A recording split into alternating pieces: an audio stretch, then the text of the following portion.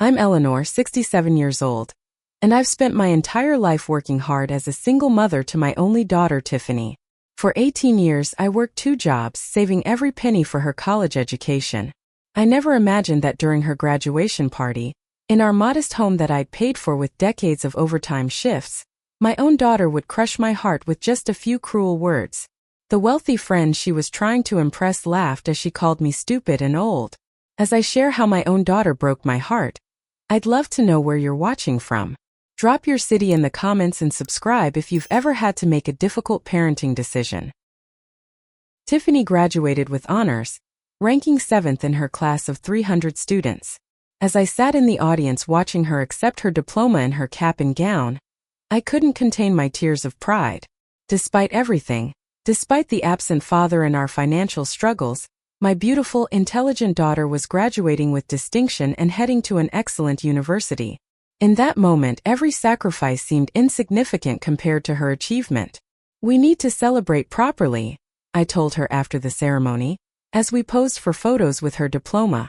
"I want to throw you a graduation party at home." The smile fell from Tiffany's face. "A party at our house? Can't we just go out to dinner somewhere nice instead?" "Dinner is fine for just the 2 of us," I said, "but I want to celebrate with your friends too. You only graduate from high school once." "But Mom," she protested, lowering her voice although we weren't near anyone. "Our house isn't really set up for entertaining." "Nonsense. We have the backyard and I can move some furniture in the living room to create space. It'll be perfect." For the next week, Tiffany continued suggesting alternatives. Renting a restaurant private room, far too expensive, using Madison's parents' country club, impossibly out of reach, even just skipping a party altogether. But I remained determined. This milestone deserved recognition, and I wanted to host it in the home where she had grown up. I requested extra shifts at the hospital to afford decorations, spending my lunch breaks browsing party supply stores for the perfect graduation-themed items. I selected black and gold plates, napkins with "Congratulations Graduate" printed on them, and balloons in our school colors. I spent an entire Sunday afternoon stringing fairy lights across our backyard fence and setting up folding tables borrowed from my sister Judith. 3 days before the party, Tiffany dropped a bombshell. "Mom, we need to get catering from Johnny's," she said, referring to an upscale Italian restaurant in town. "Madison said their parents always use them for events." "Sweetie, Johnny's charges $30 per person minimum," I explained gently. "With 20 guests, that's $600 just for food." "But I can't serve people supermarket deli platters and chips," she argued, voice rising with anxiety.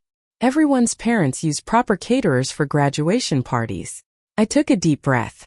"I plan to cook, not buy deli platters. I'm making your favorites. My lasagna, Swedish meatballs, that artichoke dip you love, and I ordered your graduation cake from Baxter's Bakery. Homemade food." Tiffany looked horrified. "Mom, that's so domestic." The comment stung, but I smiled through it. "There's nothing wrong with homemade food made with love. It'll be delicious, I promise." The night before the party, after working a 12-hour hospital shift, I stayed up until 3 in the morning preparing food. My hands ached from chopping vegetables. My back screamed from standing at the stove. But I was determined to make everything perfect. I created beautiful platters of finger foods, baked 3 different kinds of cookies, and assembled a photo display chronicling Tiffany's life from infancy through high school. When I finally crawled into bed for a few hours of sleep, I felt satisfied with my efforts. The house looked lovely, the food was prepared, and soon our home would be filled with celebration. The morning of the party, Tiffany emerged from her room and surveyed my work with a critical eye. "You used the Christmas fairy lights?" she asked, frowning at the backyard decorations. "They're just white lights, honey. They look festive." She moved to the kitchen, lifting lids on serving dishes. "This looks like Thanksgiving dinner, not a graduation party." "It's your favorite foods," I reminded her. "And there's plenty for everyone." When the doorbell rang announcing the first guests, Tiffany's entire demeanor changed. Suddenly she was all smiles, greeting Madison and Brooke with enthusiastic hugs. The girls were impeccably dressed in what appeared to be new designer outfits, carrying gift bags with expensive-looking tissue paper spilling out. Your house is so cozy, Madison said, glancing around our living room in a way that made cozy sound like a criticism. Thanks for having us, Mrs. Thompson, Brooke added with practiced politeness that didn't reach her eyes. More guests arrived. Jason, the class president whose father owned a banking chain. Emma, whose family had recently built a house featured in a regional magazine. Taylor, who drove a new Range Rover to school. Each brought lavish gifts. A Kate Spade handbag, Apple AirPods, a Tiffany bracelet. My gift, a handmade photo album documenting her childhood with a savings bond tucked inside, suddenly seemed inadequate.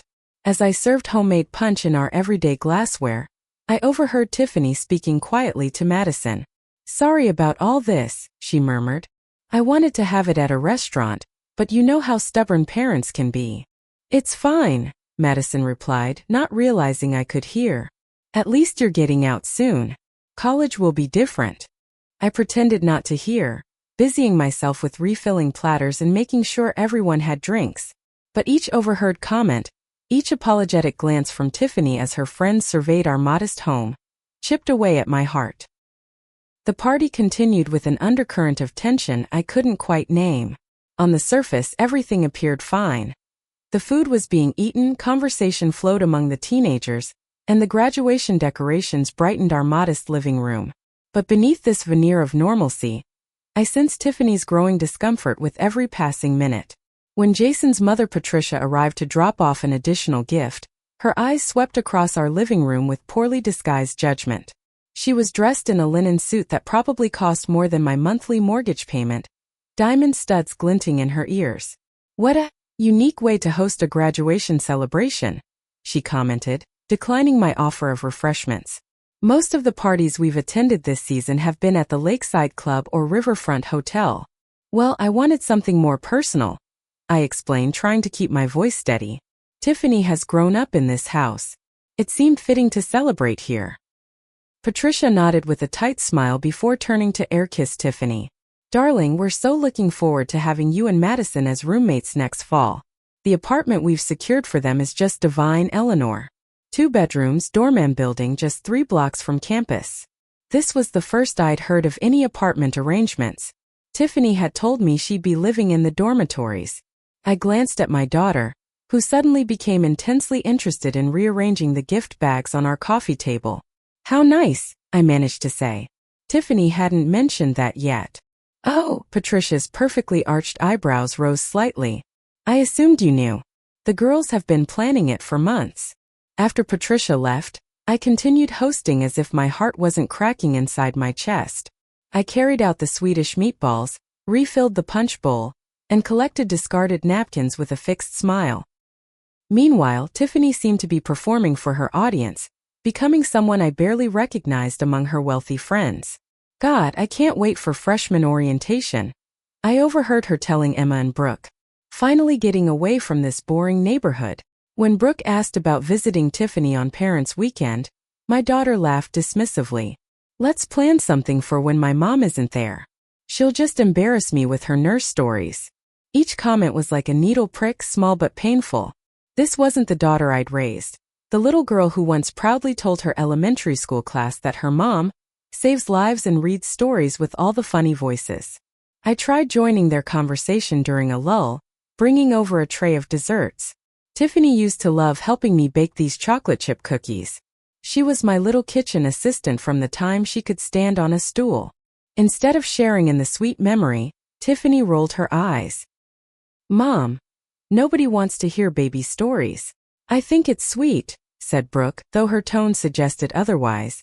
Mrs. Thompson, what exactly do you do at the hospital? Jason asked in what seemed like an attempt at politeness.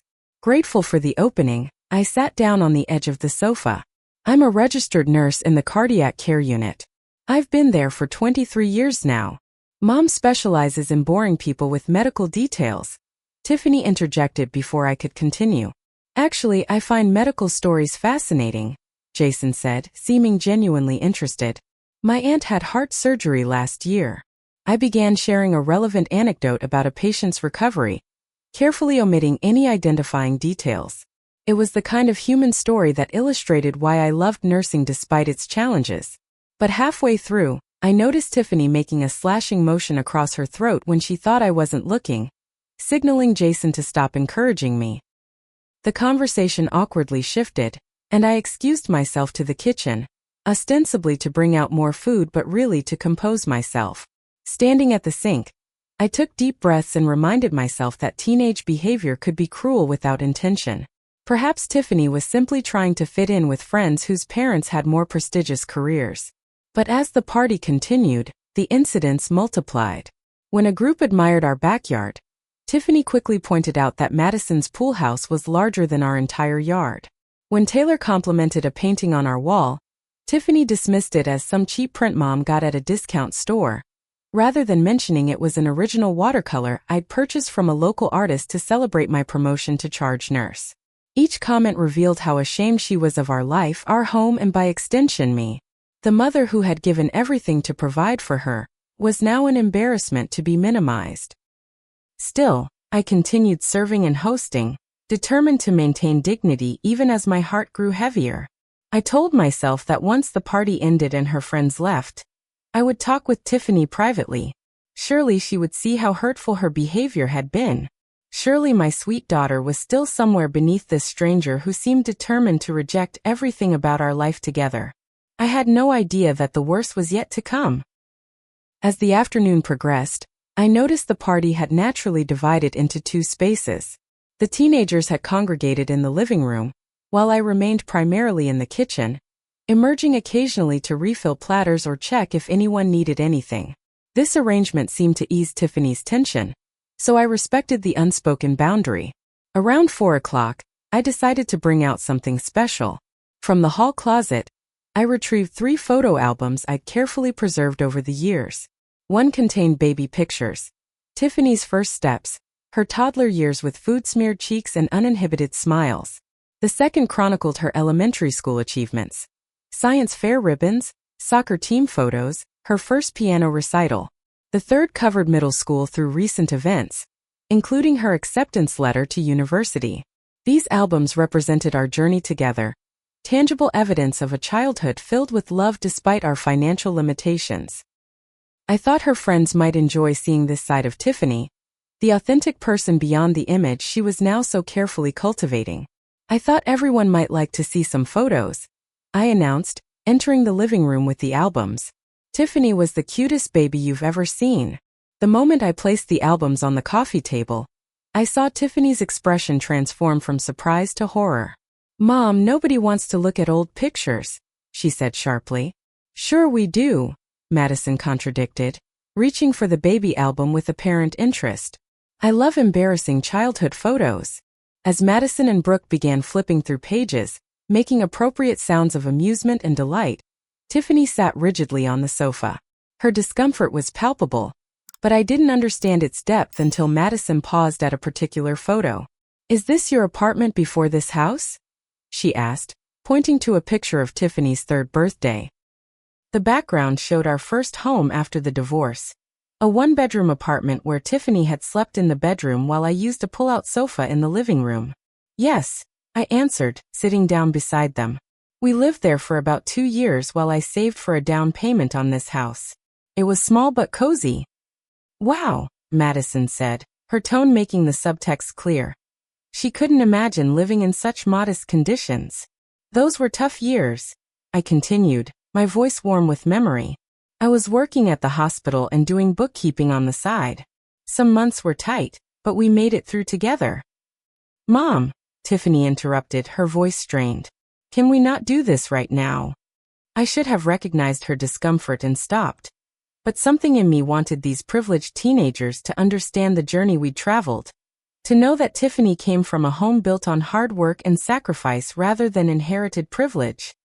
"I'm just so proud of how far we've come," I continued, turning the page to show Tiffany in her new bedroom in our current house. By the time Tiffany was 10, I had saved enough for us to move here. And then I started the college fund. "College fund?" Jason inquired politely. "Yes." I smiled, feeling a surge of pride in this accomplishment. I started saving when Tiffany was born.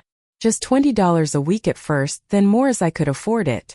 Every overtime shift, every bonus, every tax refund went straight into that account. After 18 years, I've managed to save enough to cover her tuition without loans. I looked at my daughter, expecting to see at least a flicker of appreciation for these sacrifices. Instead, her face had flushed crimson with what I now recognize was pure humiliation. God, Mom, you're so embarrassing and stupid. Tiffany suddenly exploded. Nobody cares about your boring old life. The room fell silent. Even her friends looked shocked at the outburst. This is why I didn't want the party here, Tiffany continued, words tumbling out now that the dam had broken. You just don't get it. You don't understand anything about my life. I sat frozen, the photo album still open on my lap, unable to process what was happening. My daughter, my only child for whom I had sacrificed everything, was looking at me with undisguised contempt. Tiffany, I finally managed, my voice barely audible. That's enough. No, it's not enough, she countered, standing up. You're always doing this. Always trying to make everything about your struggles and sacrifices. It's pathetic. Madison giggled nervously, and that small sound broke something inside me. I closed the album, placed it carefully on the coffee table, and stood up. Without another word, I walked out of the living room, down the hallway, and into the bathroom. I locked the door behind me, turned on the faucet to mask any sounds, and pressed my hand against my mouth to stifle the sobs that threatened to overtake me. Through the door and running water, I could still hear voices from the living room. Your mom seems upset, someone said, possibly Jason. She'll get over it, Tiffany replied dismissively. She's just so old and out of touch. She doesn't understand how things work nowadays. Still, that was harsh, another voice commented. Whatever. Let's just turn on some music. I can't wait to get to college and away from this place. Then, most devastating of all, I heard laughter. My daughter and her friends, laughing in my home, at my expense, after I had spent days preparing to celebrate her achievement. I stared at my reflection in the bathroom mirror. A 67-year-old woman with gray-streaked hair and lines etched by years of worry and hard work. Was this what Tiffany saw when she looked at me? Just an old stupid woman who embarrassed her? In that moment, something fundamental shifted inside me. The boundless well of forgiveness that had always existed for my daughter suddenly found its limit. I loved her unconditionally, but I realized I had failed to teach her something essential. Respect wasn't optional, not even between parent and child. Especially not between parent and child. I splashed cold water on my face, reapplied the minimal makeup I'd worn for the occasion, and straightened my shoulders. The woman in the mirror looked back at me with newfound resolve. Loving my daughter didn't mean accepting cruel treatment. The college fund I'd sacrificed everything to build wasn't just money. It represented my labor, my time away from her, the vacations we never took, the new clothes I never bought myself. And if Tiffany couldn't see the value in any of that, perhaps she wasn't ready for the gift it represented. When I emerged from the bathroom, I returned to the party with quiet dignity. I didn't confront Tiffany or create a scene.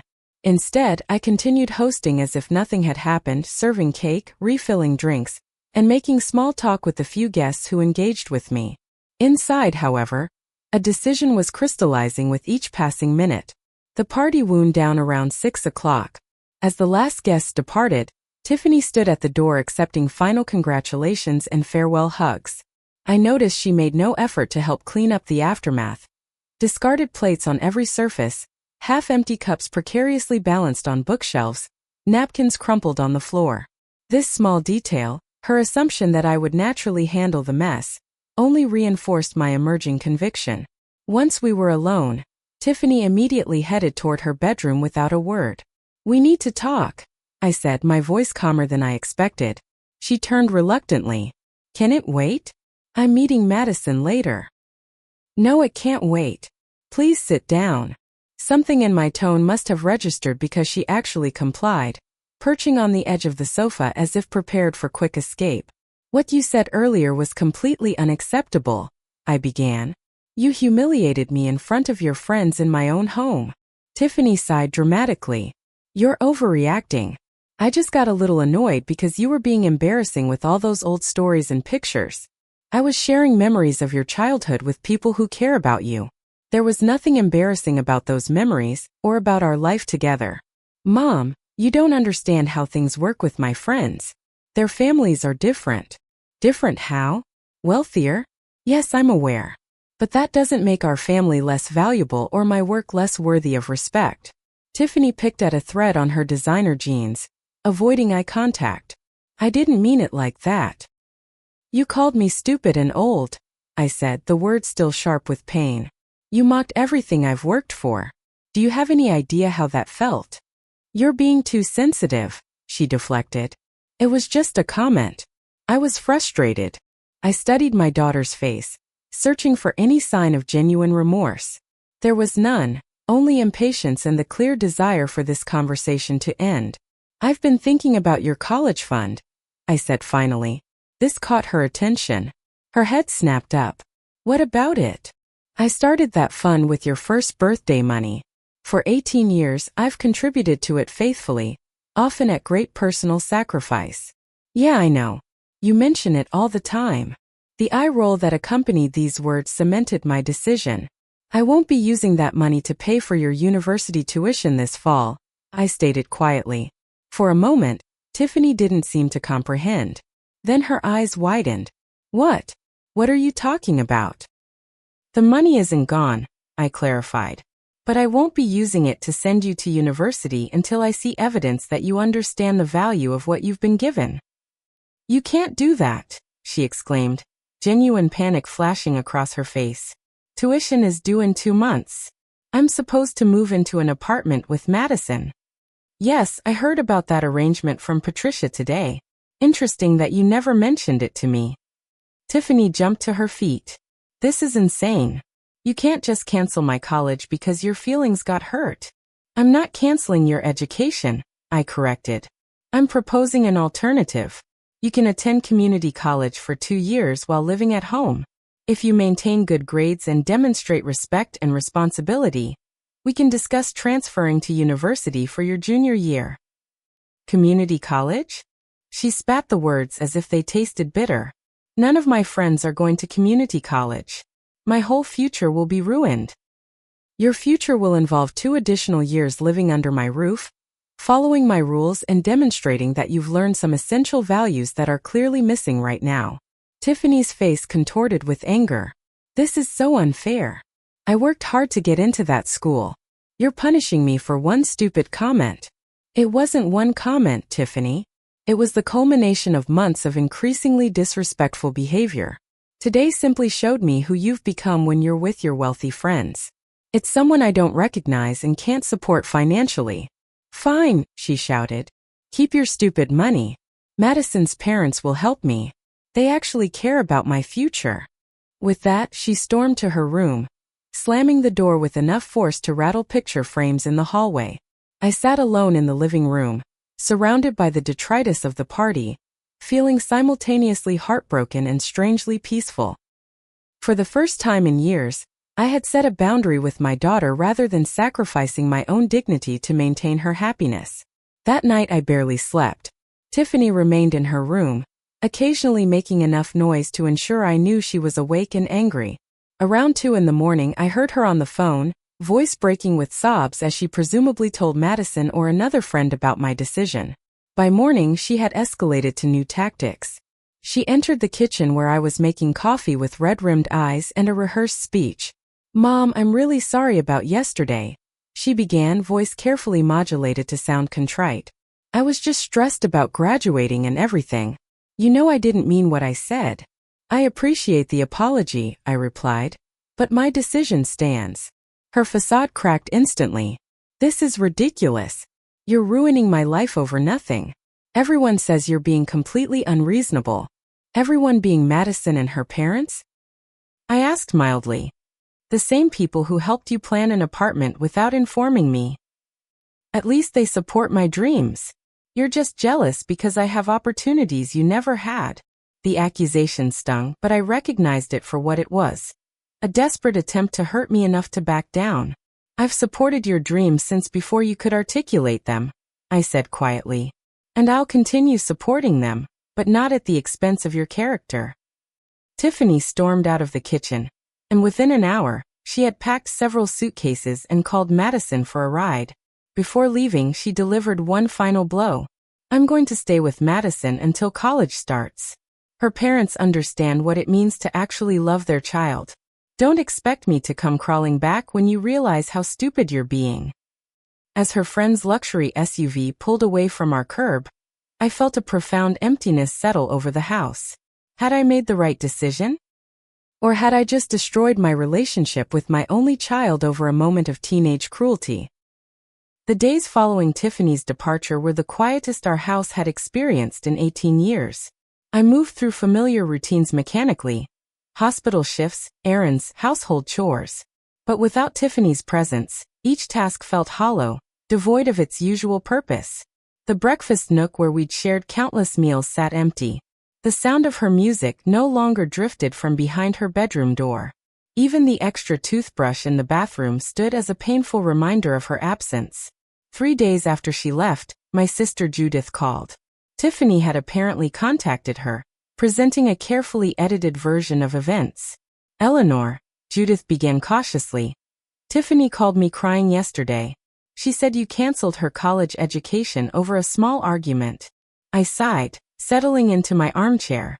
Did she mention calling me stupid and old in front of all her friends? Or mocking our life together? Or planning an apartment without telling me? A pause. No, she left those details out. What exactly happened? I recounted the graduation party incident, Tiffany's behavior in recent months, and my decision regarding the college fund. As I spoke, the emotions I'd been suppressing rose to the surface, my voice occasionally breaking despite my best efforts. Oh, Ellie, Judith said when I finished. That must have been devastating. It was, I admitted. But I keep wondering if I overreacted. Should I have just accepted her apology, written the tuition check, and moved on? Let me ask you something, Judith replied thoughtfully.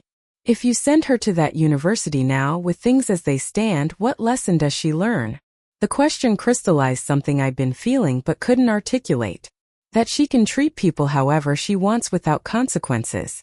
That money and opportunities are her birthright rather than privileges to be appreciated. Exactly. You're not punishing her, you're parenting her. There's a difference. But what if she never forgives me? What if this drives her away permanently? Judith's voice softened. Ellie, you've been a remarkable mother. You've sacrificed everything for that girl. But sometimes love means standing firm when it would be easier to give in. Tiffany needs this lesson, even if she hates you for it right now. After our conversation, I felt marginally better, but doubts continued to plague me. I found myself obsessively checking my phone for messages from Tiffany, hoping each day might bring a genuine apology, or at least an attempt at reconciliation. None came. A week after moving to Madison's house, Tiffany texted asking me to forward her mail and send additional clothes. I complied without comment. 2 days later, she requested that I transfer the college fund to her personal account so she could handle the tuition payments herself. I politely declined, reiterating that the money remained secure but unavailable under current circumstances. Her response was immediate and vitriolic. You've ruined my life. Madison's parents think you're mentally unstable. I'll never forgive you for this. The text felt like a physical blow. I sat at my kitchen table, phone in hand, fighting the urge to capitulate, to transfer the money immediately and beg for reconciliation. Instead, I set the phone aside and went to work, throwing myself into caring for patients with problems far more serious than my family drama. During my lunch break, I found myself confiding in Ruth, a fellow nurse who had raised 4 children as a single mother. My daughter moved out after I refused to pay for university. I explained, summarizing the situation. She's staying with wealthy friends who think I'm cruel and unreasonable. Ruth considered this while stirring her coffee. My second son did something similar. Got in with a crowd of rich kids, started acting entitled. When he was 18, he told me my opinion didn't matter because I was just a nurse, while his friend's father was a surgeon. What did you do? I asked. I let him go live with that friend's family, she said simply. 3 months later he was back home, having discovered that other parents had expectations too, often stricter than mine. Sometimes kids need to learn through experience what they won't accept through words. But Tiffany's college future will still be there when she's ready to approach it with the right attitude, Ruth finished firmly. Eleanor, you've got that money locked away safely, right? It's not going anywhere. Neither is the community college option. The only thing at risk here is your resolve. Ruth's perspective strengthened my conviction, but the emotional toll remained heavy. I began seeing a therapist to process my feelings of loss and doubt. Dear Weber helped me recognize that I was grieving not just Tiffany's absence but the relationship I thought we had, the daughter I believed I'd raised. Parenting adult children requires a different kind of courage, she told me during one session. The courage to allow natural consequences, even when every instinct screams to protect them from pain. Meanwhile, pressure mounted from unexpected sources. Madison's father, a corporate attorney, called to discuss a reasonable resolution to what he termed our unfortunate disagreement.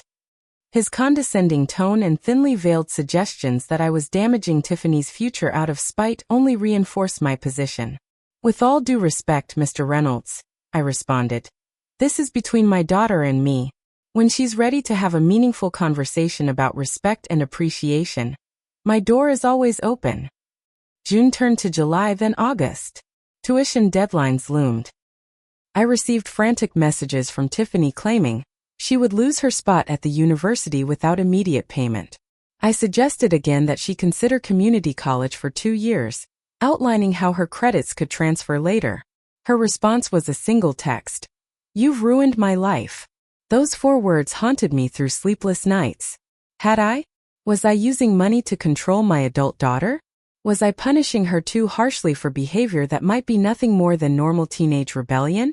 I found my answer in an unexpected place. While cleaning Tiffany's room one Sunday afternoon, I discovered her high school yearbook. Flipping through it idly, I came across the senior quote section. Next to Tiffany's photo, her chosen quote read, "Gratitude is not only the greatest of virtues but the parent of all others." Cicero. The irony wasn't lost on me. My daughter had selected a quote about gratitude, while demonstrating its complete absence in her life. This small discovery solidified my resolve. The lesson Tiffany needed most was exactly the one she had publicly claimed to value. With tuition deadlines passed and Tiffany still refusing meaningful conversation, I made a practical decision. I transferred a portion of her college fund into a secure retirement account for myself. The bulk remained untouched, available for education when she was ready, but for the first time in decades, I allocated money for my own future security. The act felt simultaneously selfish and liberating. After a lifetime of putting Tiffany first, I was acknowledging my own needs and worth. The mother who had been called stupid and old was ensuring she wouldn't be financially dependent in her actual old age. As September approached, I wrote Tiffany a letter expressing my unchanged love, my open door, and my continued hope for reconciliation on healthier terms. I explained the partial reallocation of funds and reiterated the community college option, which could begin with the spring semester if she chose. The letter received no response, but I hadn't really expected one. Some lessons require time and distance to be fully absorbed. All I could do was wait, love from afar, and trust that the foundation I'd built over 18 years was stronger than a few months of teenage rebellion. Thanksgiving came, and went without contact. I spent the holiday with Judith's family, forcing smiles while my heart ached for my daughter's absence. Christmas loomed like a specter of further separation. I decorated our tree anyway, hanging the ornaments Tiffany had made in elementary school, preserving traditions she had rejected, but that still mattered to me. And then, on a snowy evening in mid-December, my doorbell rang. I wasn't expecting visitors that evening, especially not with snow falling steadily outside. When I opened the door and found Tiffany standing on the porch, suitcase beside her, I momentarily lost the ability to speak. She looked simultaneously the same and different. Thinner, tired around the eyes, her designer clothes slightly rumpled. "Can I come in?" she asked, her voice small against the winter silence. I stepped aside wordlessly, watching as she dragged her suitcase across the threshold and into the entryway where she'd stood so confidently the day she left. Now her shoulders hunched slightly, her eyes downcast. "The Christmas tree looks nice," she offered, gesturing toward the living room where multicolored lights reflected off ornaments. Thank you, I replied, uncertain how to navigate this unexpected reunion. Would you like some tea? I just made a pot. She nodded, following me to the kitchen where nothing had changed since her departure. We sat at the familiar table, steam rising from ceramic mugs between us, neither quite ready to broach the chasm of the past 6 months. Madison's parents asked me to leave, Tiffany finally said, staring into her tea. 2 weeks ago. I waited, giving her space to continue at her own pace. They said I wasn't respecting their house rules, that I was treating their home like a hotel. A bitter laugh escaped her. Apparently, I'm disrespectful to everyone. What have you been doing these past 2 weeks? I asked, concerned about the gap between her departure from Madison's and her arrival at my door. Staying with Brooke, but her parents are only allowing it until Christmas. She took a sip of tea, then met my eyes directly for the first time. I didn't have anywhere else to go. The admission hurt in its honesty. I was her last resort, not her first choice. But at least she was here, and speaking truth rather than manipulation. You always have a place here, I said quietly. This is your home. Her eyes filled with tears. Even after everything I said? The way I treated you. Even then, I confirmed. But coming home doesn't mean nothing has changed. We have things to discuss. Tiffany nodded, wiping at her eyes. I know. I've had a lot of time to think. Over the next hour, the story emerged in pieces. After leaving our house, Tiffany had indeed moved in with Madison's family, expecting to be treated as a guest of honor. Reality proved different. The Reynolds had strict household expectations. Chores, curfews, limitations on social activities. When Tiffany objected, Madison's mother Beverly had been blunt. She told me I was acting entitled, Tiffany recounted, shame coloring her voice. That I needed to contribute to the household if I wanted to stay there. The irony wasn't lost on either of us. The wealthy family Tiffany had idealized expected more responsibility from her than I had ever demanded. What about the university? I asked. Did you register for classes? She shook her head. I couldn't. Madison's parents offered to help with some expenses, but not full tuition. I've been working at the mall since September, in the food court. She grimaced. Minimum wage, smelling like French fries every night. That must have been difficult, I observed, careful to keep judgment from my tone. It was humiliating at first, she admitted. Some of my high school classmates came through and saw me in the uniform serving food. But then something weird happened. I started appreciating things differently. How so? Like payday. Getting that first check for hours I actually worked. It wasn't much, but I had earned every dollar myself. She traced the rim of her mug with one finger. And I started noticing things about customers. The way some people would leave their trays for us to clean up, while others would organize everything neatly. The difference between people who said thank you and those who acted like we were invisible. I recognized what she was describing. The awakening of empathy through shared experience. No lecture from me could have taught this lesson as effectively as living it herself. Madison stopped coming to visit me at work after the first time, Tiffany continued. She said it was depressing. But I kept thinking about all the years you worked 2 jobs, how that must have felt. Her voice cracked slightly. How I never once thanked you properly. The words I'd longed to hear for months hung in the air between us. Not an apology manufactured to regain access to money, but a genuine recognition born of personal experience. I was horrible to you, she whispered. What I said at the graduation party. I think about it every day. How much it must have hurt you. It did hurt, I acknowledged. Deeply. I know sorry isn't enough, but I am sorry, Mom. So sorry. Tears flowed freely now. I got caught up in trying to be like Madison and her friends. I was embarrassed by our normal life because theirs seemed so perfect. But it's not. Their families have different problems, but they're just as real. I reached across the table and took her hand. Thank you for telling me this. What happens now? She asked, vulnerability plain in her expression. I know I can't just walk back in and expect everything to be the same. Now we start rebuilding, I said. With new understanding on both sides. Over the following days, we established a framework for moving forward. Tiffany would continue working part-time while enrolling in the local community college for the spring semester. She would live at home, contributing to household expenses proportionate to her income. I would pay for her community college tuition directly, and if she maintained good grades for 2 consecutive semesters, would consider using the remaining college fund for her transfer to a 4-year institution. Most importantly, we began rebuilding trust through small, daily interactions. Tiffany helped prepare meals, asked about my work with genuine interest, and initiated conversations about substantive topics rather than material desires. I, in turn, made efforts to respect her emerging adulthood, consulting her on household decisions and acknowledging her growing wisdom. By the following fall, Tiffany had completed 2 successful semesters at community college, maintaining a 3.8 GPA while working 20 hours weekly at a local bookstore. Her circle of friends had changed completely, now including classmates from diverse backgrounds who valued education and authentic connection over status symbols. One evening, as we reviewed transfer applications for universities within commuting distance, Tiffany looked up from her laptop with a tentative smile. "Do you know what I'm most grateful for now?" she asked. "What's that?" "That you didn't give in when I was being awful. That you loved me enough to let me fail a little." The statement confirmed what I had hoped during those difficult months of separation. Sometimes the hardest parenting decisions are the most necessary ones.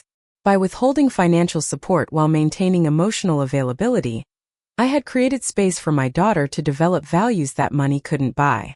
"Unconditional love doesn't mean unconditional financing," I replied, echoing a phrase my therapist had offered during our sessions. "I never stopped loving you, not for a moment." "I know that now," she said, "and I won't forget it again."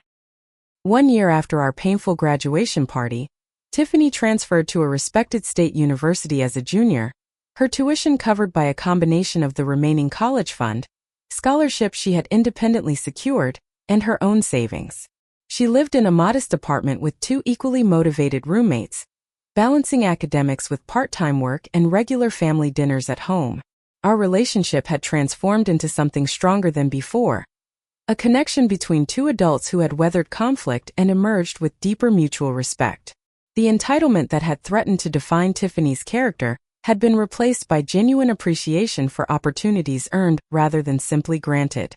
Looking back, I recognize that withholding the college fund was never about punishment. It was about aligning resources with values, about ensuring that educational opportunity arrived alongside the character needed to maximize it. The momentary pain of our separation yielded lasting growth that might never have occurred otherwise. For parents facing similar crossroads with adult children, I offer this hard-won wisdom. Sometimes love requires setting boundaries that feel terribly uncomfortable. Sometimes the greatest gift we can give our children is allowing them to experience the natural consequences of their choices. And sometimes the path to genuine appreciation begins with temporary loss. Have you ever had to make a difficult parenting decision that caused short-term pain but led to long-term growth? I'd love to hear your experiences in the comments below. If this story resonated with you, please consider subscribing to my channel and sharing with friends who might be struggling with similar challenges. Thank you for listening to my journey, and remember that even our most painful family moments can become foundations for something beautiful when approached with love and courage.